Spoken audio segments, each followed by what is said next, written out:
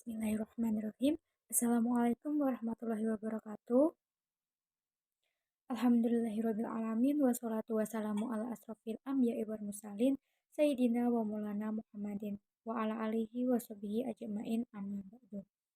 Yang terhormat Bapak Widiharso selaku dosen pengampu mata kuliah Manajemen Sumber Daya Insani serta teman-teman semua yang saya hormati dan saya banggakan. Tak lupa sholawat serta salam kita haturkan kepada junjungan kita Nabi Agung Nabi Muhammad SAW yang senantiasa kita nantikan syafaatnya kelak di yaumul kiamah nanti. Amin amin ya robbal alamin.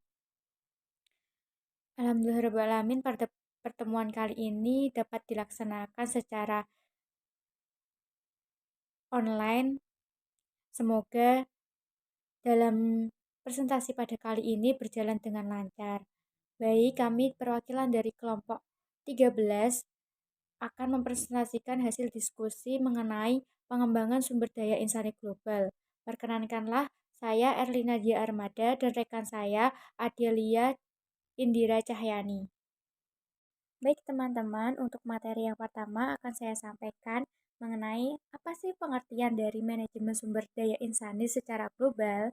Jadi di sini manajemen sumber daya insani itu merupakan sebuah bukti pencapaian tujuan dalam sebuah organisasi yang mana sudah ditentukan sebelumnya dengan menggunakan bantuan-bantuan para anggota di dalam organisasi tersebut.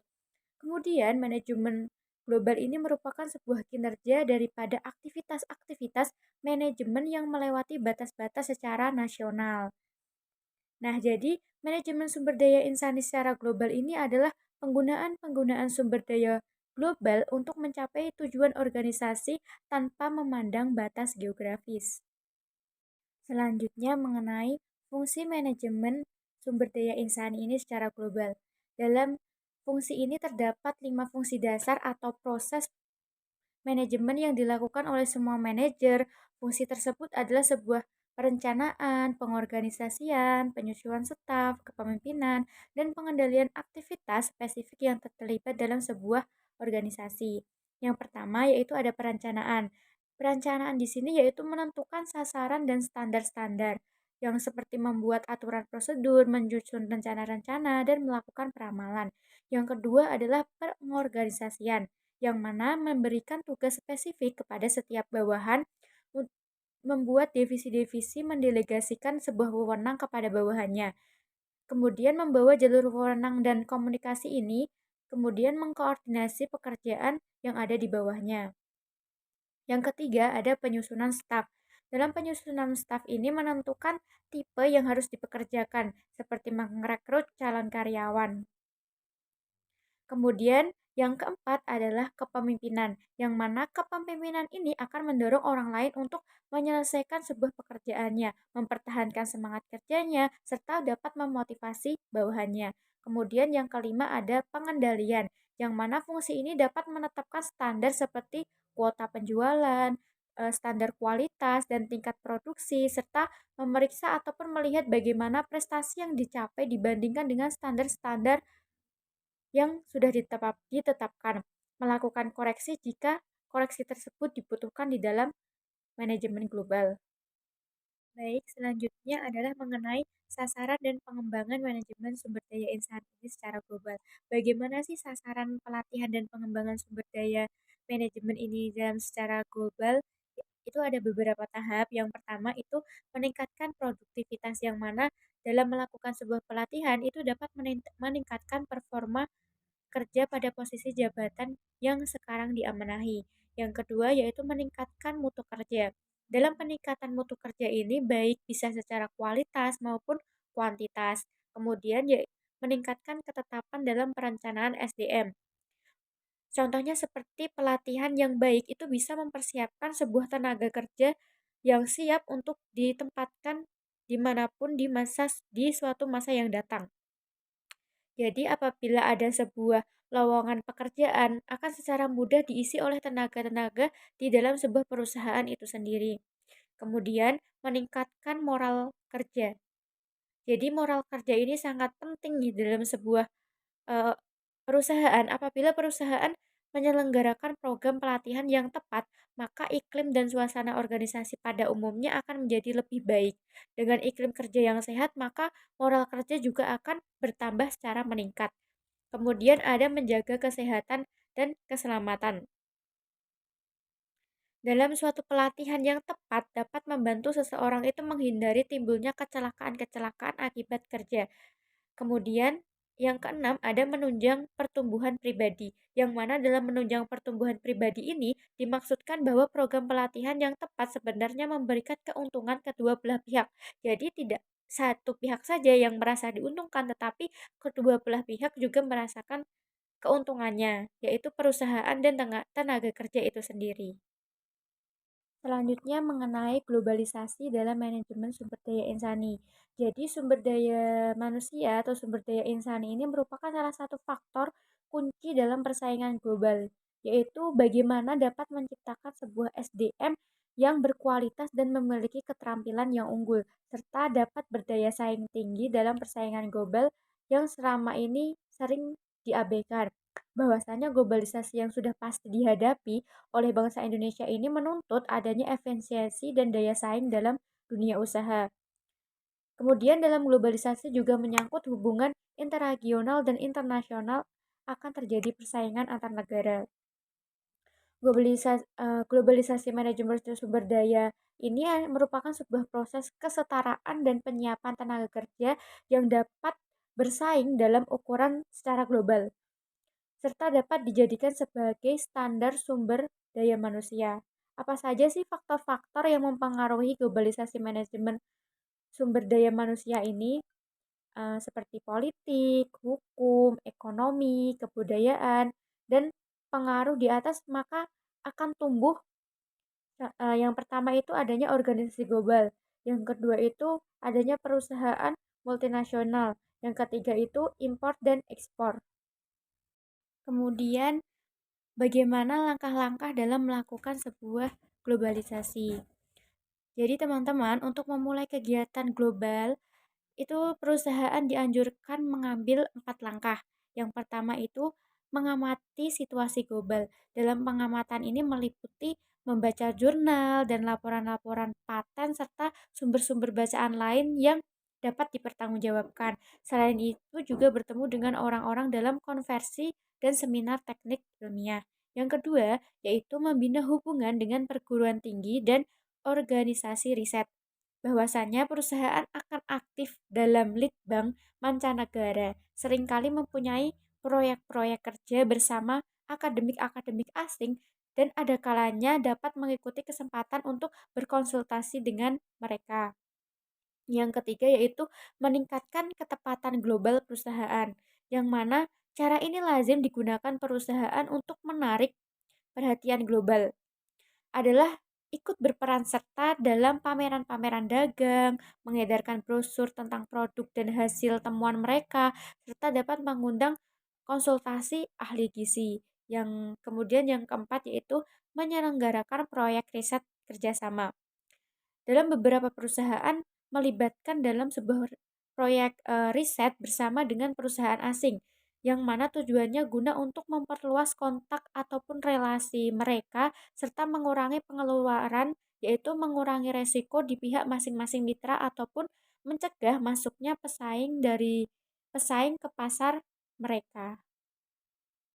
Baik teman-teman, selanjutnya mengenai evolusi manajemen sumber daya insani. Dalam evolusi manajemen sumber daya insani ini terdapat dua, yaitu MSDI domestik dan evolusi MSDI global. Yang pertama itu ada MSDI domestik. Biasanya didefinisikan sebagai tipologi yang luas yang mencakup dalam 3 bidang. Yang pertama itu ada hubungan kerja, bagaimana pekerjaan diorganisir. Yang kedua itu ada pembagian kerja dan penyebaran pekerja sekitar teknologi dan mengenai proses produksi. Kemudian yang ketiga itu hubungan kerja, peraturan, dan pemerintah. Yang kedua tadi ada evolusi MSDI global. Dalam evolusi MSDI global ini, menurut Morgan, MSDI global menjadi semakin kompleks sebagaimana adanya sebuah tipe karyawan baru dengan atribut yang unik. Mereka dianggap sebagai bagian dari sebuah kegiatan MSDI secara global. Baik, saya akan melanjutkan materi selanjutnya yaitu tentang hubungan sumber daya insani, dan produktivitas kerja karyawan. Untuk mengembangkan sumber daya insani, manajemen organisasi harus melakukan berbagai perubahan fundamental terhadap kebijakan-kebijakan dan praktek-praktek konvensional. Produktivitas sering diukur dalam bentuk masukan dan keluaran ekonomi.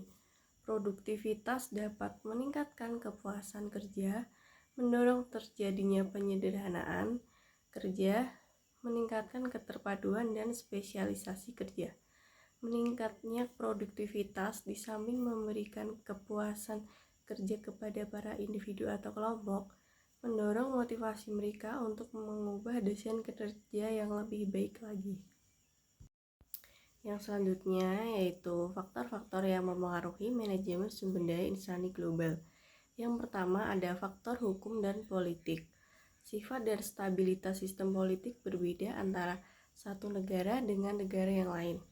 Perusahaan-perusahaan di US terbiasa dengan sistem politik yang relatif stabil dan hal yang sama berlaku di banyak negara berkembang lainnya di Eropa. Untuk yang kedua, faktor ekonomi. Faktor ekonomi berhubungan dengan persoalan hukum dan budaya, serta negara yang berbeda memiliki sistem ekonomi yang berbeda. Yang ketiga yaitu faktor budaya. Kebudayaan terdiri atas kekuatan sosial yang mempengaruhi nilai-nilai keyakinan dan tindakan-tindakan sekelompok orang yang berbeda. Yang selanjutnya yaitu ada tantangan manajemen sumber daya insani dan transformasi manajemen sumber daya insani. Perubahan terjadi pada dua tingkat, yaitu satu perubahan fundamental dan dua kapasitas untuk berubah. Adapun tantangan sumber daya insani global yaitu penyebaran menempatkan keterampilan yang tepat sesuai kebutuhan atau dengan mengabaikan letak geografisnya. Yang pertama, diseminasi pengetahuan dan inovasi penyebaran ke seluruh organisasi dengan mengabaikan asalnya. Yang kedua, identifikasi dan pengembangan bakat secara global, mengenali siapa yang memiliki kinerja terbaik dan mengembangkan kemampuannya. Untuk selanjutnya ada perbedaan manajemen sumber daya insani global dengan manajemen sumber daya insani domestik. Perbedaannya yang pertama yaitu manajemen sumber daya insani internasional lebih luas fungsi yang harus ditangani, contoh pajak, gaji dengan mata uang asing, keluarga, pekerjaan, dan lain-lain. Yang kedua, keterlibatan dalam kehidupan pribadi, contohnya yaitu ada akomodasi, budaya, sekolah, lokasi aman. Yang ketiga, sistem berbeda dengan lokasi geografis berbeda. Keempat, berhubungan dengan berbagai lembaga, beragam pemerintah, politik, dan agama. Yang kelima, meningkatkan resiko-resiko, contohnya kesehatan dan keamanan. Untuk materi yang selanjutnya, atau materi yang terakhir masih di perbedaan manajemen sumber daya insani global dengan manajemen sumber daya insani domestik. Kompleksitas operasi di negara-negara berbeda dan dalam memperkerjakan karyawan yang berbeda merupakan variabel kunci yang membedakan manajemen sumber daya insani domestik dan manajemen sumber daya insani global. Dowling 1998 berpendapat bahwa kompleksitas manajemen sumber daya insani global dapat dihubungkan dengan 6 faktor. Untuk faktor yang pertama, lebih banyak aktivitas sumber daya insani. Yang kedua, kebutuhan untuk perspektif yang lebih luas. Yang ketiga, keterlibatan yang lebih banyak. Yang keempat, pengungkapan resiko. Yang kelima, pengaruh-pengaruh eksternal yang luas. Yang keenam, perubahan-perubahan dalam penekanan seperti campuran gugus kerja antara ekspatriat dan karyawan lokal. Cukup sekian presentasi dari saya. Baik, terima kasih teman-teman atas partisipasinya yang telah menyimak video kami, kelompok kami dari awal hingga akhir. Kemudian saya akan menyampaikan sebuah kesimpulan dari presentasi kelompok kami, bahwasanya manajemen sumber daya insani global ini merupakan sebuah kinerja daripada aktivitas-aktivitas manajemen yang melewati sebuah batas-batas nasional, serta dalam penggunaannya sumber daya global ini untuk mencapai sebuah tujuan di dalam organisasi, tanpa memandang batasan geografis. Dengan hadirnya era globalisasi, menjadi sebuah tantangan bagi pemerintah di dalam berbagai sektor, salah satunya dalam sektor ekonomi. Pada awal perkembangannya, perusahaan akan cenderung lebih mengandalkan penggunaan PCNS dalam posisi kunci material, teknikal, dan pemasaran. Ketika aktivitas luar negara meningkat, maka perusahaan cenderung akan lebih mengandalkan HCNS dan TCNS. Jadi penekanan akan berubah dari pengelolaan proses ekspatriatisasi ke suatu lokasi dan atau pelatihan karyawan untuk mengambil alih posisi tersebut. Sekian dari presentasi kelompok kami. Apabila terdapat sebuah kesalahan kata, mohon dimaafkan. Billahi taufik walhidayah. Wassalamualaikum warahmatullahi wabarakatuh.